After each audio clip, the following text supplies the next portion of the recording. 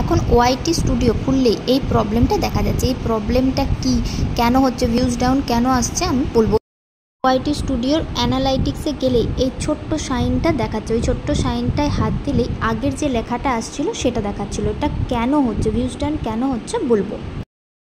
যে আমাদেরকে প্রথমেই ওয়াইটি স্টুডিও চলে যেতে হবে, অ্যানালাইটিক্সে যেতে হবে এবং ওই ছোট্ট সাইনটায় হাত দিলে এই যে লেখাটা আসছে এইটার একটা আমরা স্ক্রিনশট নিয়ে নেব।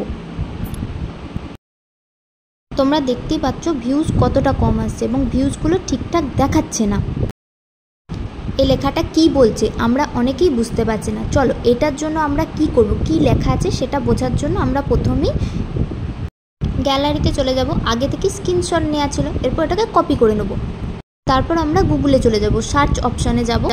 তারপর আমরা গুগল লেন্সে যাব, দিয়ে ওই ছবিটা ওখানে ফেলবো এবং কপি করব পুরোটা, দিয়ে ট্রান্সলেট করব বাংলাতে। তাহলেই আমরা বুঝতে পারবো। এটা পড়লেই তোমরা বুঝতে পারবে যে কি লেখা আছে এখানে। এটা জাস্ট একটা ডাটার প্রবলেম, এটার জন্য ভিউজ ডাউন হওয়ার কোনো ব্যাপার নেই, ঠিক হয়ে যাবে, তাই ভয় পাওয়ার কিছু নেই।